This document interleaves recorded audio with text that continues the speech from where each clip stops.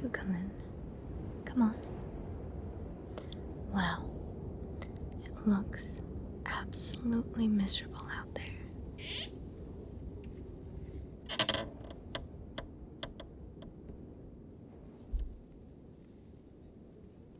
No, don't worry. It's no trouble at all. No one should be outside with the weather like that. Oh.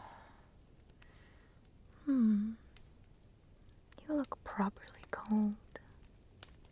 Just put your things down by the entrance and come and have a seat over here by the fire.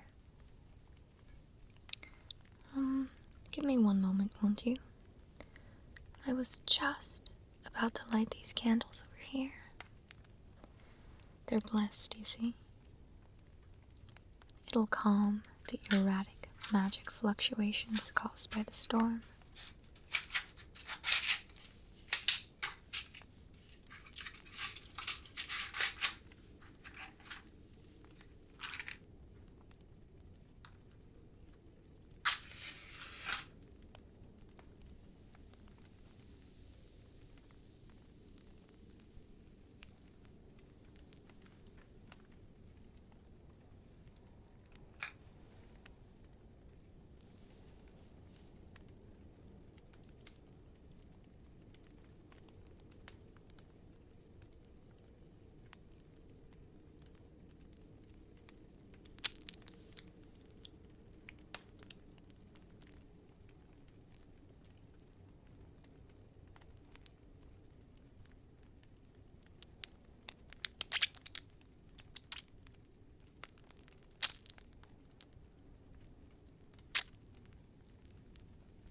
Right. My apologies. Where were we? No need to thank me. Oh. Of course I'm not surprised to see you. Not that you were expected, but this house is special, you see. It appears to anyone lost and in need of help. Mind you, it can be a little inconvenient at times. Good thing you didn't appear while I was in the shower. I've had that happen before. Terribly embarrassing. Now, tell me, where were you headed to? Ah, I see. The capital. Let me have a look at something over here.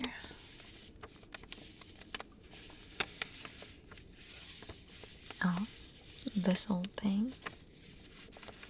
It's just a magical map that shows our ever-shifting location.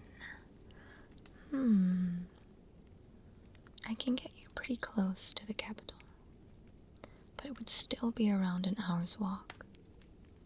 And I'm afraid the blizzard doesn't seem to be letting up anytime soon. Oh, no, dear. I'm not a guardian angel or anything. It's just part of the house rules. I'm renting it from a friend. Part of the conditions are to ensure that any lost soul will have a safe and warm place to take shelter, should they be in a dire situation. Pretty small price to pay for this lovely place. Most of the time it's quite peaceful. Now, would you like something to drink? Tea, perhaps? Good.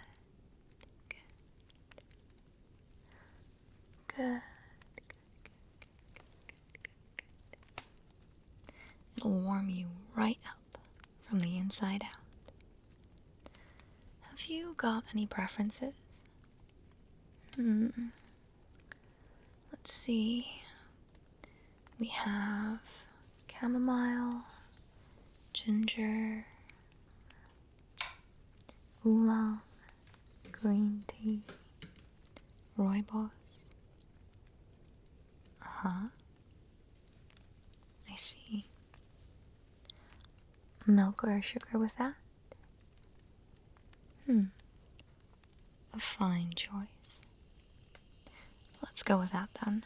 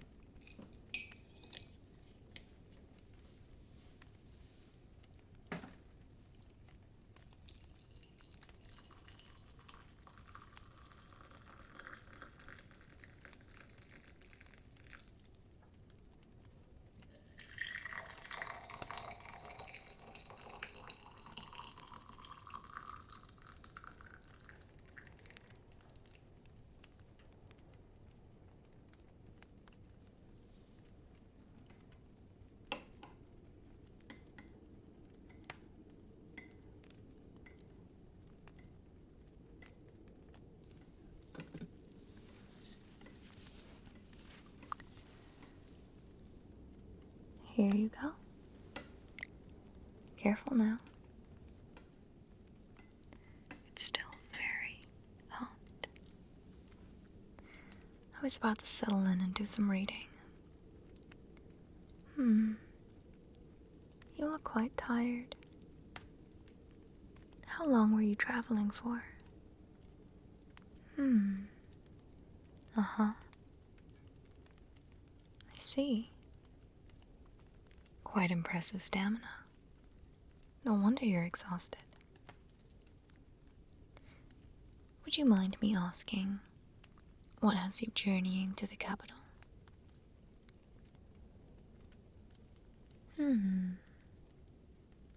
Uh-huh. A blessing. How interesting. Oh, a tournament. Well, I wish you the best of luck with that. Did you know that tonight is Halloween? They say its origins can be traced back to the ancient Celtic festival of Samhain, which is celebrated around November 1st. It marked the transition from autumn to winter. The people believed that the boundary between the living and the dead was blurred. Now, mind you, I'm not very superstitious, but I do see why the house appeared for you tonight. Don't worry, though. There are few places in the realm safer than this. Now tell me. Don't worry, though. There are few places in the realm safer than this. Now tell me. Are you warm enough? Are you comfortable? Alright. You just sit there and relax. Let go of all of your troubles for now. And I'll get to my reading.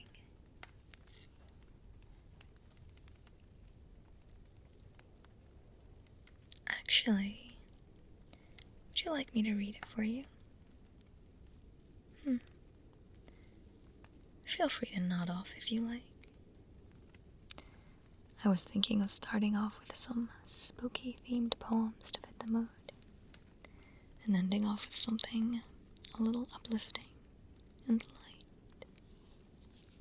Does that sound good to you? Perfect. Let's see here. Oh, this will do.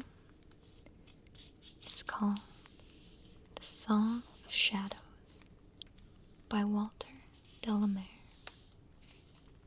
Sweep thy faint strings, musician, with thy long, lean hand. Downwards the starry tapers burn. Sinks soft the waning sand.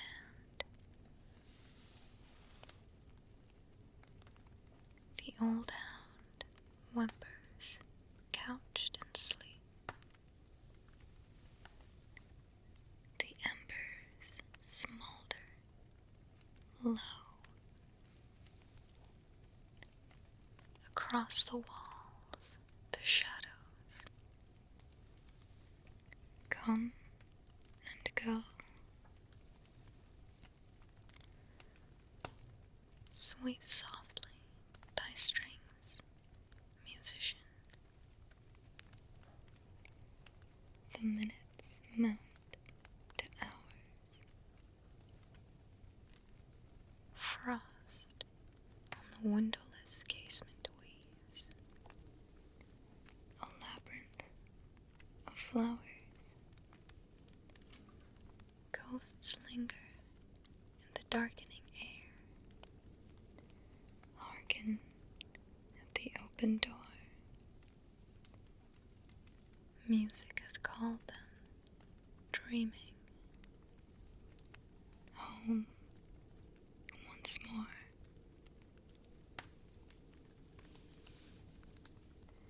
Did you like it? It conveys such a beautifully haunting atmosphere. The smoldering embers, the passing of time, and waning light. Walter Delamere is one of my personal favorites. Let's do another. This one is called The Tyger by William Blake. Tyger, Tyger, burning bright in the forests of the night.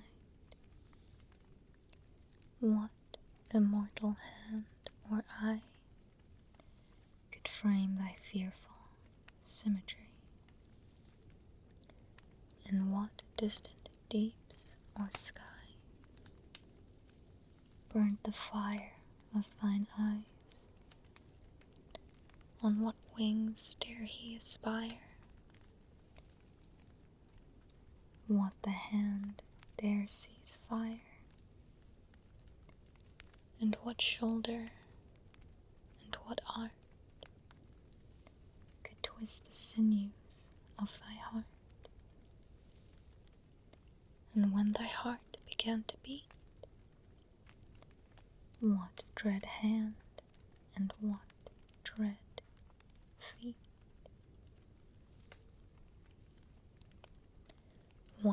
hammer, what the chain? In what furnace was thy brain?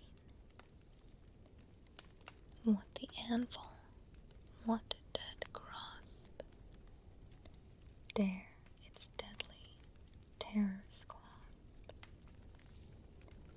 When the stars threw down their spears and watered heaven with their tears, did he smile his work to see? Did he who made the lamb make thee? Tyger, Tyger, burning bright in the forests of the night,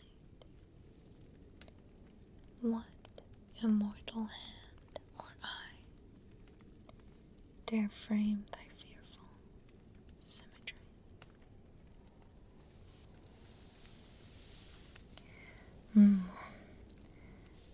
This poem brightly paints a picture of a fearsome tiger and asks the question,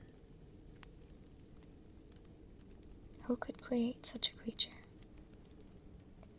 The poet speaks of the effort and skill it must have taken to form a beast like that.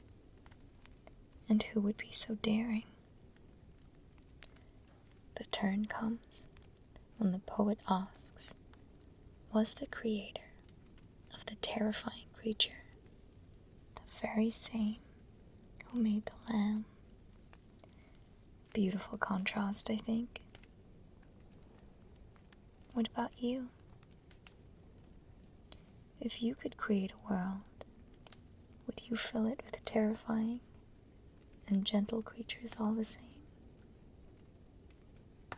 Ah, perhaps the hour is too late for such grand questions. No, dear, don't stir. Let's go for a classic next, shall we? Now, it wouldn't be Halloween without an Edgar Allan Poe poem, now would it? This one is called The Conqueror Worm.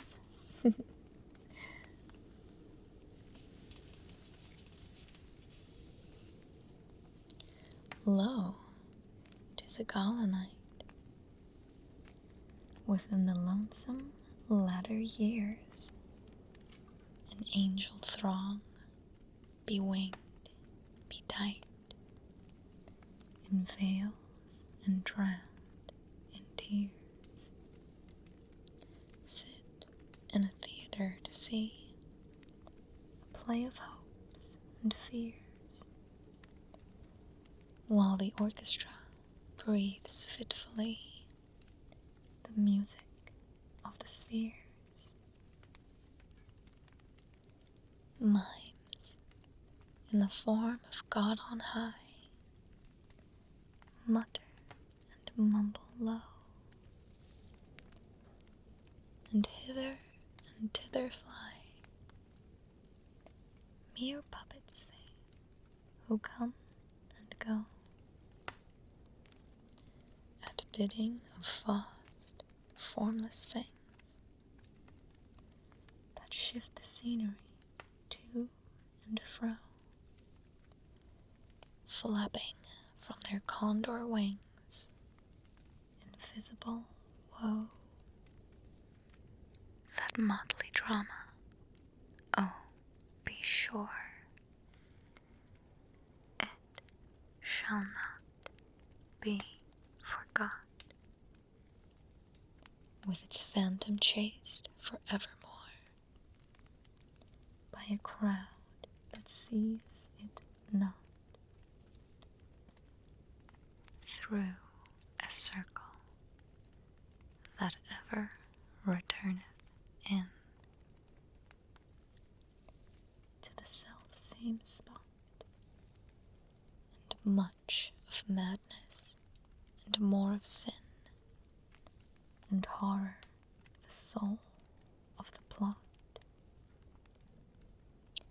But see, amid the mimic rout, a crawling shape intrude,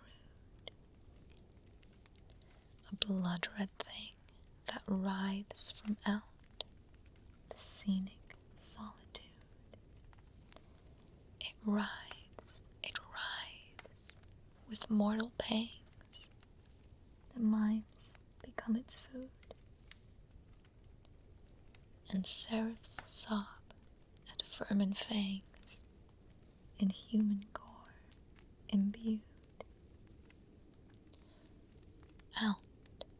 Out are the lights, out all, and over each quivering form, the curtain, a funeral pall, comes down with the rush of a storm, while the angels, all pallid and wan, uprising, unveiling, affirm that the play is the tragedy, man, and its hero, the conqueror worm. Truly fitting for a night like this, don't you think? Now, this poem is a little special. Edgar Allan Poe published a story called Ligeia. The story follows an unnamed narrator and his wife, named Ligeia. She falls ill, and before her death, composes this poem, The Conqueror Worm. It depicts her mental state and the resignation of her mortality. The poem itself is about angels watching a play, unable to intervene in the story. Helplessly, they watch as a monster devours humans. The worm represents death and is declared the hero of humanity's story. What did you think? Ah, yes, I see. An interesting insight. It is a little bit grim, isn't it? Shall we move on to something a little lighter? I only wish for you to have cozy dreams tonight.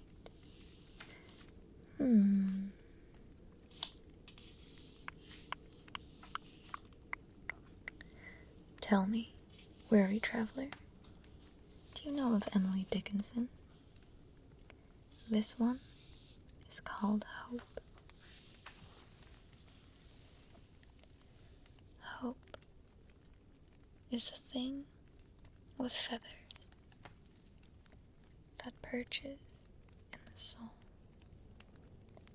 and sings a tune without the words and never stops at all. And sweetest in the gale is heard, and sore must be the storm that could abash the little bird that kept so many warm. I heard it in the chillest land and on the strangest sea, yet never in extremity it asked a crumb of me.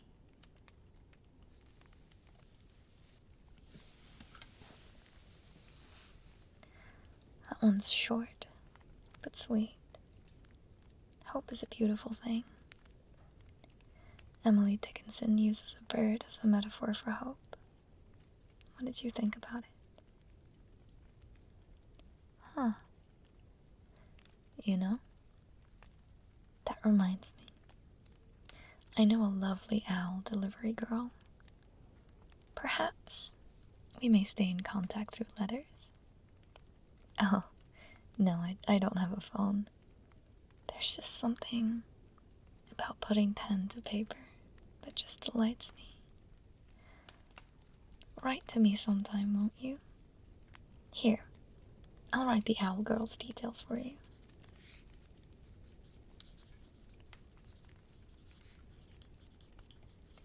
You just tell her the letters are for the mysterious, beautiful woman in the magic house.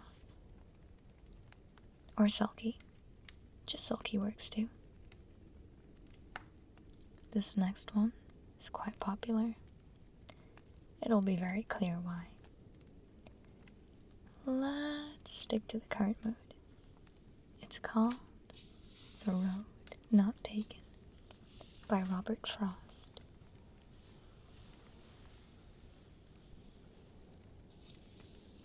Two roads diverged in a yellow wood, and sorry I could not travel both, and be one traveler. Long I stood and looked down one as far as I could, to where it bent in the undergrowth, then took the other just as fair, and having, perhaps, the better claim, because it was glossy and wanted wear. Though as for that, pausing there, had worn them really about the same. And both that morning equally lay. In leaves no step had trodden black. Oh, I kept the first for another day,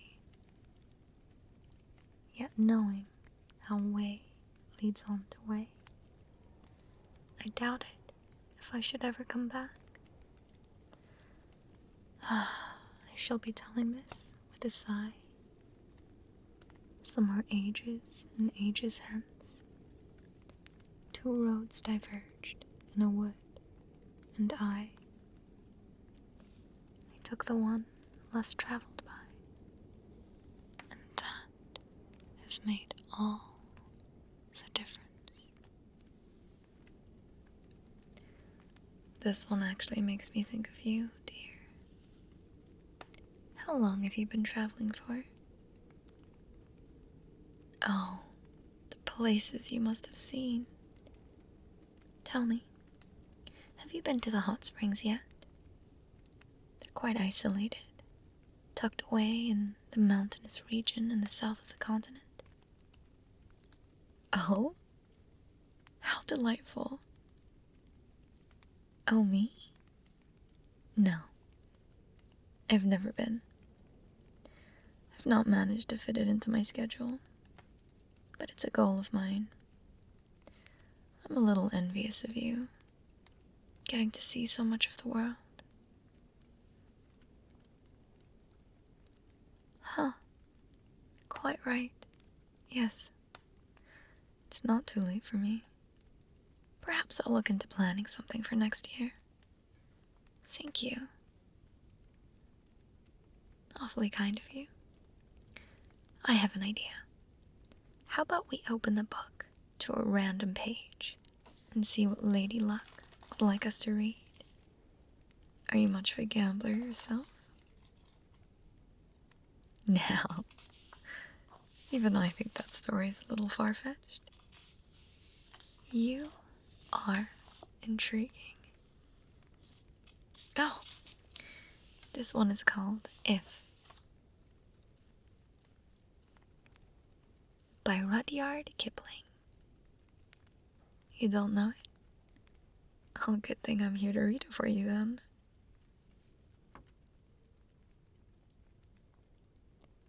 If you can keep your head when all about you are losing theirs and blaming it on you,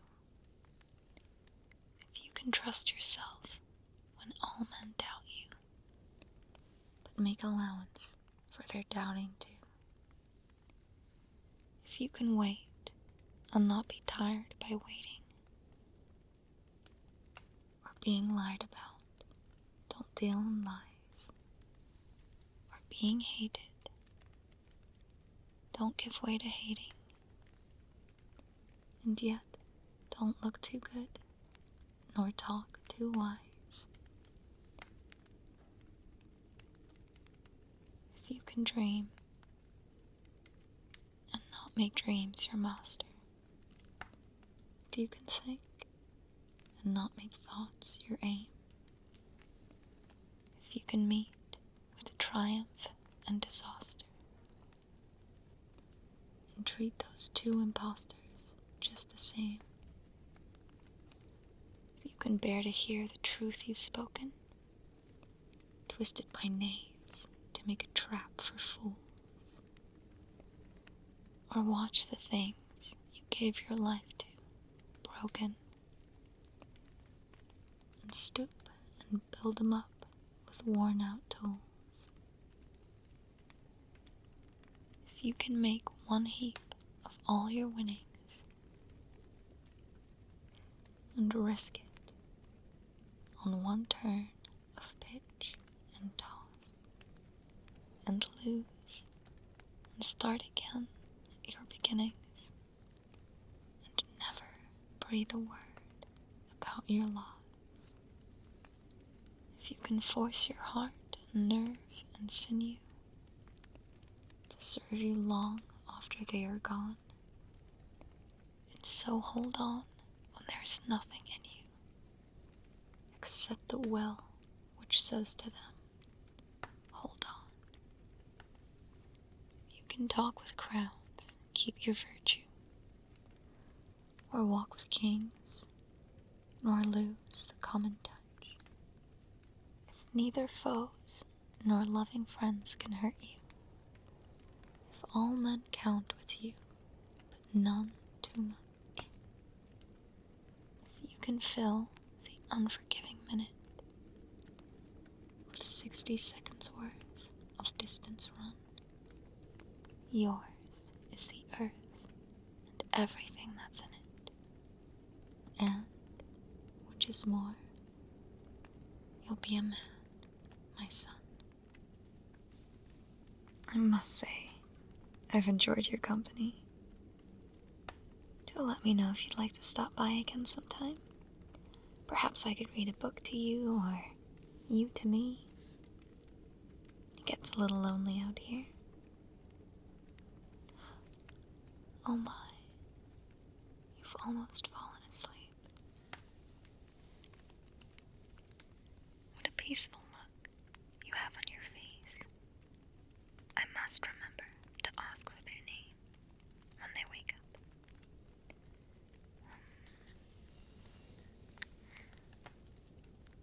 Perhaps just one more. Something for good luck and great rest. I think I know just the one. Where is it? Ah. This one is called Don't Quit by Edgar Albert Guest. When things go wrong, as sometimes they will,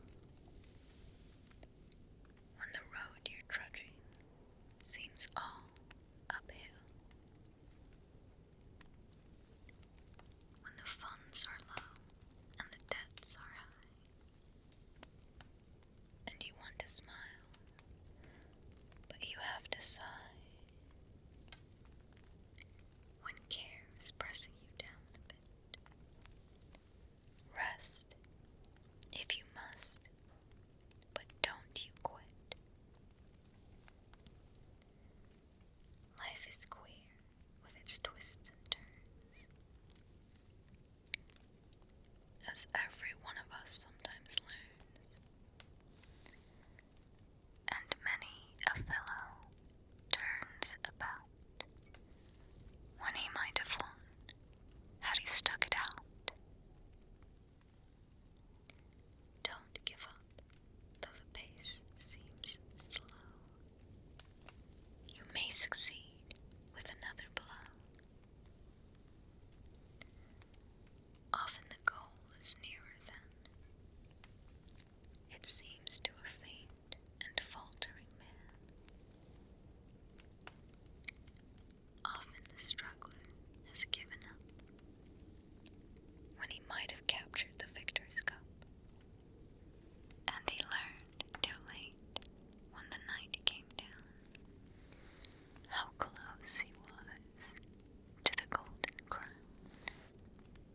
success.